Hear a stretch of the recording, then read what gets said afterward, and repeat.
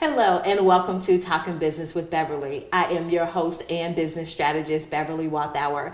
And so we want to thank you, the entrepreneurs, for joining us. And so our goal is definitely to help you to get the clarity needed in order for you to create time and financial freedom in your business.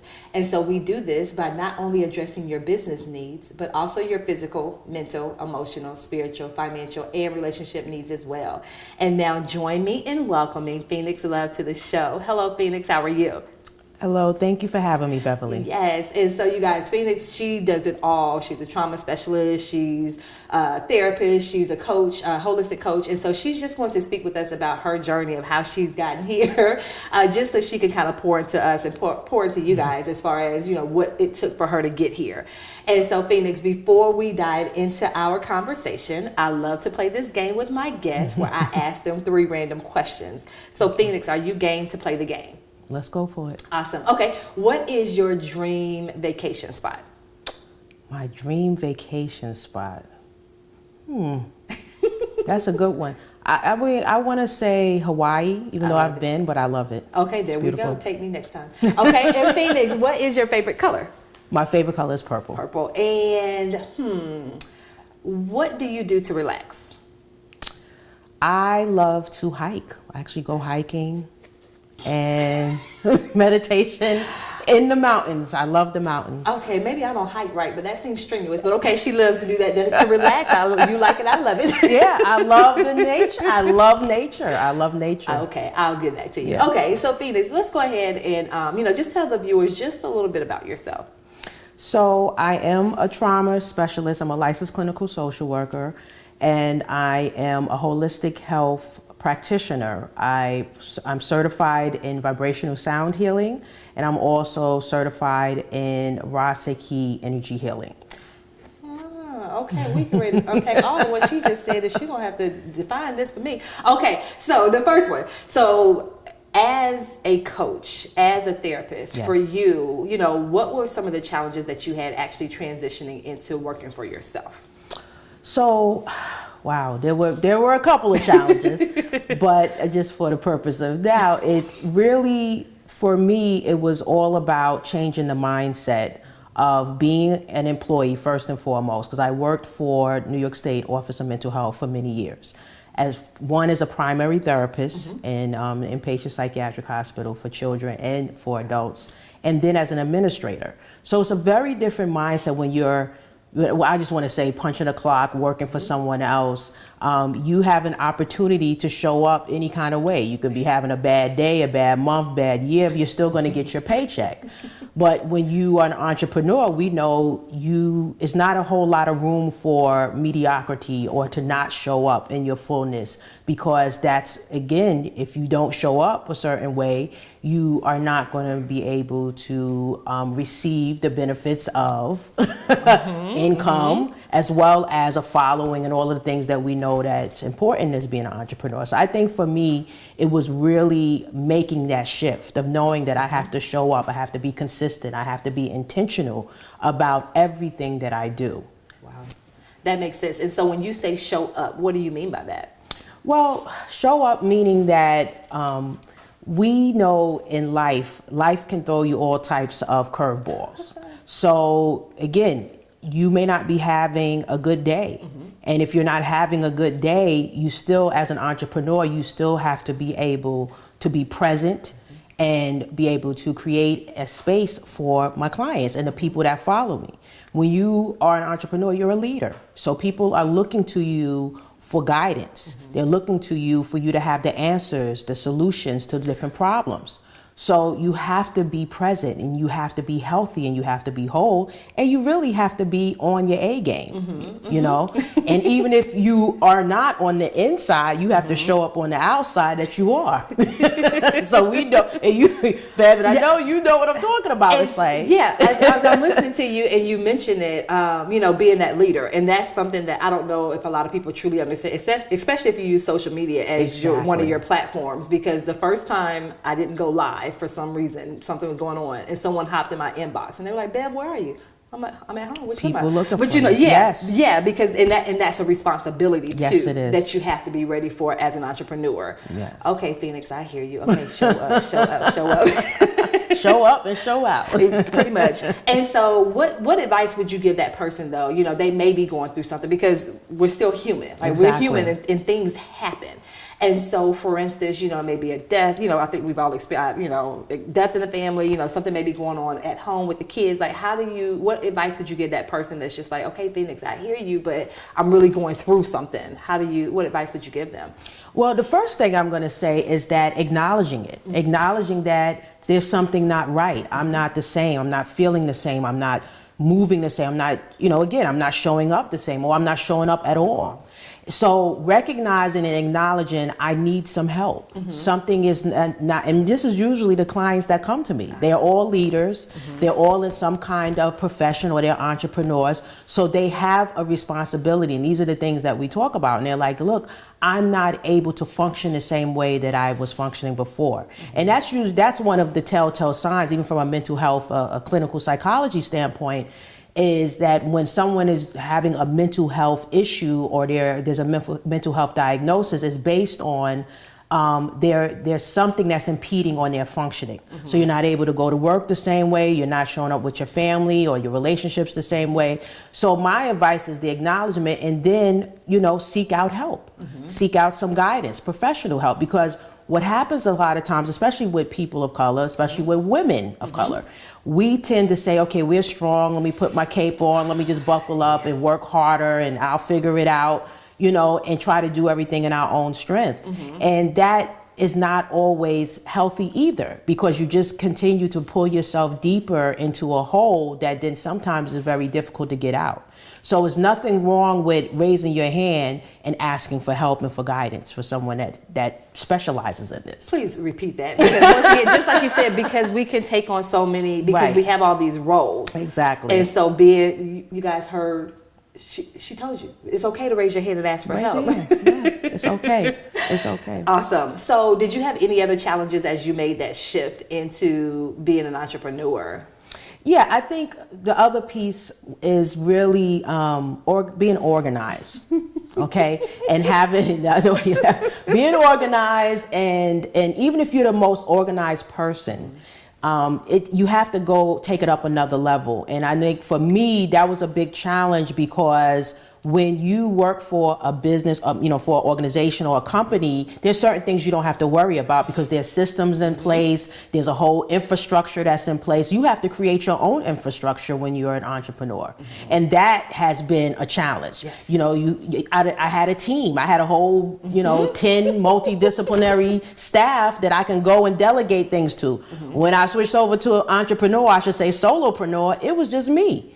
So I'm the marketing person, I'm the finance person, you know, I'm the billing person, you know, everything. I'm the social media person. So that adjustment, I think that was one of the biggest challenges, is making that shift and then realizing I have to step back and put everything in place, because things kind of just took off for me. Because once I wrote my book, If I Should Die Before I Wake, it's like it catapulted me into kind of the social media world and marketing and all of those things. So it was a huge shift for me. Yeah, and I want to talk more about this and being everything to everybody. And so we are going to continue this conversation right after these messages.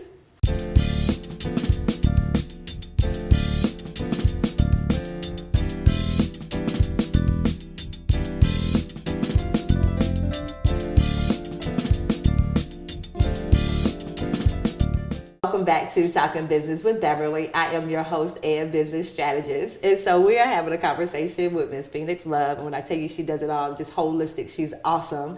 And so during that last segment, you touched on, you know, once you transition from working, you know, in corporate, and now you are this solopreneur, which is a term she used, solopreneur, and how she realized that, you know, hey, I'm doing the content, I'm doing the marketing, I'm passing out the flyers, I'm doing it all. Right. So for you, like, how do you handle that role of being the solopreneur, where you're responsible for so many pieces to your business?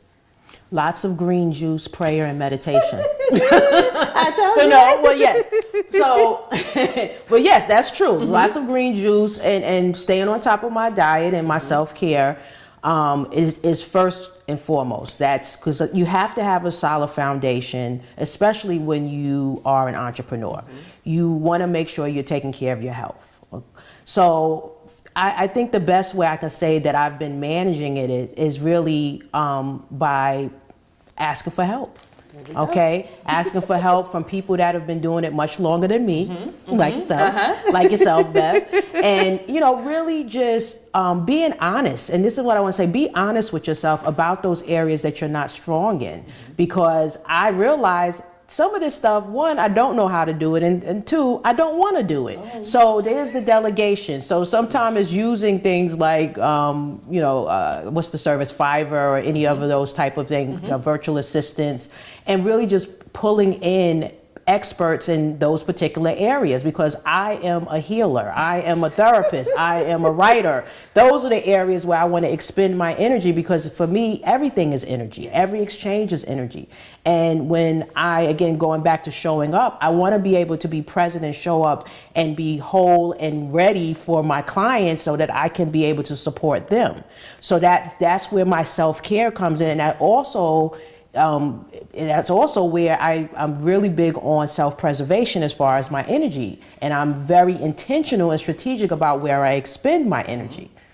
I love it. And so that piece that you said, the delegation part, because I know sometimes people are like, well, I'm just getting started, so I can't afford it. But you can't afford not to, because once again, when you're running around doing everything, and then now you have to service your clients in whatever manner you service your clients, Phoenix just said, you're giving from whatever's left over. You're not giving from that space of fullness. You're not giving from your overflow. Right. And so she hey, delegate. It's okay. It's okay. I love what you said. Sometimes I just don't want to do it. Right. and it's okay. Phoenix I'm honest, though. She said, I'm a healer. I can heal you. I don't want to go through here and create this graphic on social media. I don't want to do a funnel. I don't want to click funnel. I love exactly. Look, she's not funneling, so no, she'll pay somebody else to do that. I love it. Right. And now, don't get me wrong. There are certain things you have to do in the beginning for yourself. This is why you talk to someone like Bev as far as coaching and how to do these things from a strategic standpoint, and where it's affordable. And we do know when you're starting out, yes, money is going to be definitely a factor where you have to make sure you're using your resources to the best of your ability. But again, your most valuable resource is your time, your energy. So you always have to look at that. Somewhere you're going to have to put it on a scale, and somewhere is going to be a cost and is going to be a sacrifice. That's true. So it's having that balance. And I think, again, that's where I really work with my clients to help them figure out where do they really expend their energy and their time. And that's where that work-life balance comes in. Whether you're an entrepreneur or you're a professional working for a company, it doesn't matter. We still all have these same 24 hours that we have to work within. So I don't believe in time management. I believe in managing yourself within the given time that we have on this earth. Yes. And how are you using that time? Because it's all about working towards your destiny and working towards your purpose. That makes sense. And even what you talked about just a little bit earlier, as far as, being knowledgeable, because that's key. Like, you still, even if I don't want to do it and I'm going to pass it off to someone else, I still need to be able to have a conversation with someone, because sometimes people, that's how they get tripped, and they end up owing folks and all this crazy stuff because they're not able to have a conversation. So even if I say, hey, I don't want to do a funnel, I'm at least knowledgeable enough to say, hey, this is what I want. And then even if I pass it on to someone else, I know, have enough conversation. So that makes sense. And so, Phoenix, tell us, what do you think are some of the biggest misconceptions when it comes to being an entrepreneur? I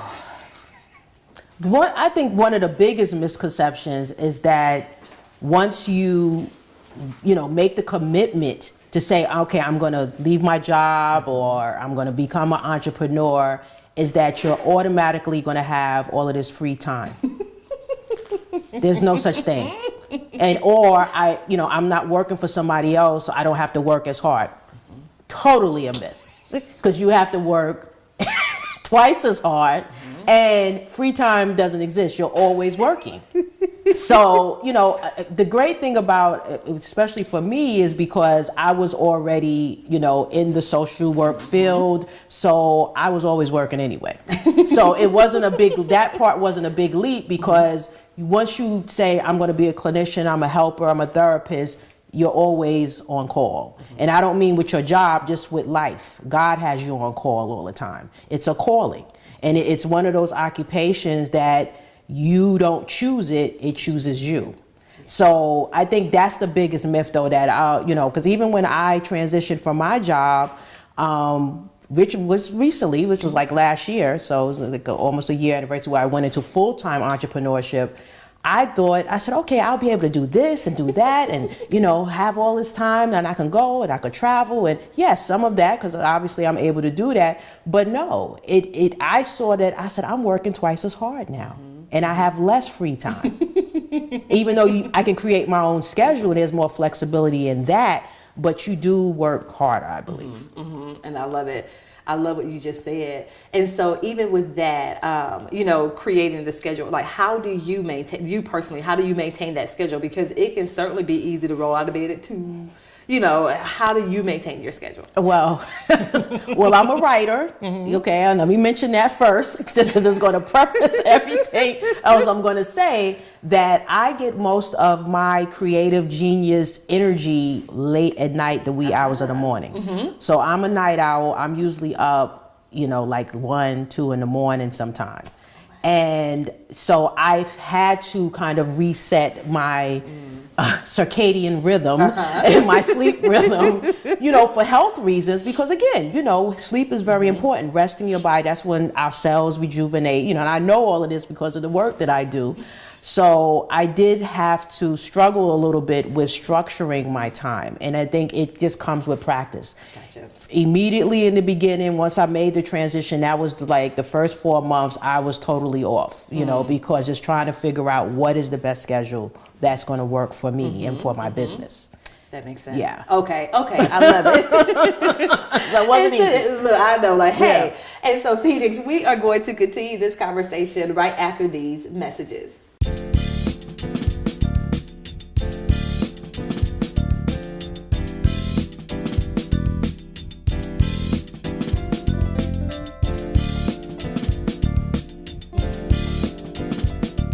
Hello and welcome back to Talking Business with Beverly. I am your host and business strategist, Beverly Walthour. And so we're having a conversation with Phoenix Love. Phoenix is just speaking with us about her entrepreneurial journey. And so before the break, she was talking to us about how she kind of balances everything and the importance of, even with yourself, knowing your strengths and weaknesses and being okay with delegating. That was a word. I love that word. And so Phoenix, I know for you, you use both social media and you're very active in the real world, like offline. Yes. And so for you, do you have any tips or strategies for those people that they really want to have more of an in-person presence? How can they kind of get themselves and their businesses out there? I think the main thing, if you really want to have an in-person presence, is all about networking. So making sure that you are going to different networking events, even your connections on social media. Social media is a great tool to meet different people and to find out about different events and conferences. Conferences are really great where you get to meet a lot of different people within your field and the area of your expertise. But the main thing is, again, I spoke about this earlier, showing up and being present and making sure that, you are aware of the things that the different activities and events that are going on within your area of expertise, and just being intentional and actually building it into your schedule that you are going to do outreach and you are going to connect with different people that are of interest, that may have some kind of commonality in the work that you do. And that's how you really get out there and start doing more in person. It's just, and so again, use social media as a tool in finding out, because once you start going to the different events, you'll learn about other events. And it almost becomes like a domino effect. We're like, oh, you speak, you do workshop. Okay, can you come here? I have an event coming up. That's usually how it works. Gotcha. Okay, so I see how you dominate offline, because like I said, she's awesome with her workshops.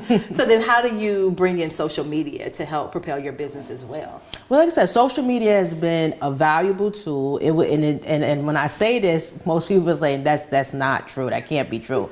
I think maybe not even a year and a half ago, I may have had about 300 friends on Facebook, and I was barely on there. Because I'm a writer, I used to do a lot of motivational posts. So that was really me showing up at that time. And now I'm almost at 2,000 friends. I have like 3 platforms. I have my online community, which is fantastic, and I use it to really as another avenue to be able to spread mental health awareness from a holistic perspective. It is just another vehicle, and that's how I look at it, is another vehicle to be able to support my brand and to be able to be a blessing to others and support other professionals that are out there with their health and wellness and their holistic wellness goals. I love it. And I love how she said another vehicle, not the only vehicle. Not the only vehicle. Okay, it's definitely not. And so what tips or advice would you give someone that's thinking about starting this entrepreneurial journey? I want to say, first and foremost, have an understanding of, and a clear understanding of what your calling, your purpose, your gifts, and your abilities are. Is very important, even if you don't know what your purpose and your calling is. Because some people say, I don't know what my purpose is. I said, well, what are you really good at? What can you do without, any type of, real energy or thought behind it? You can do it automatically, in other words, and it comes easy to you. So really knowing and understanding that. And the other thing is just making sure that you've done a clear assessment of your finances. I mean, because if you're going to step out, you're going to be an entrepreneur, you got to be able to support yourself. So whether it's starting part-time, whether it's, you're going to go into it full-time, what are the resources that you have to do that? But I think the main thing, Bev, is for you to be clear about what you want to do. Who are you serving? Who are you called to serve? Who are you called to? I'm very clear. I'm not for everybody. Everybody's not for me. I'm very clear about that because I have a very definitive style and approach. Where a lot of people, we always joke, some of my people that know me, they say, oh, you're very zen and this and that. I say, yeah, I'm very zen. However, but when we get to work and we start doing that soul work, there's going to be some times it can get very challenging. Yes. But that's how you heal. You got to get to the healing. You have to be able to confront some of those things that have been buried for a very long time. So I think it is being clear and being intentional about what you want to do, what your goals are, what your purpose is, and who you are called to serve. That makes a lot of sense. And so, Phoenix, tell us, where can my viewers find out more information about you? So your website, your email address, and your social media handles. Okay. So my website is ahealershaven.com. I have an online community on Facebook called Holistic Living for Purpose-Driven Leaders. That's the best way to be able to connect with me because you will learn about all of my different programs, and there's always discounts with my programs in that community. And also, you can contact me directly if you're interested in doing one-on-one coaching, and that's at phoenixlove45@gmail.com. Awesome. And so once again, Phoenix, thank you so much for joining us. Thank you for having me. You're welcome. And I do want to thank you, the viewers, as well, for tuning in. And remember, as entrepreneurs, you can create the time and financial freedom in your business. Until next time, take care.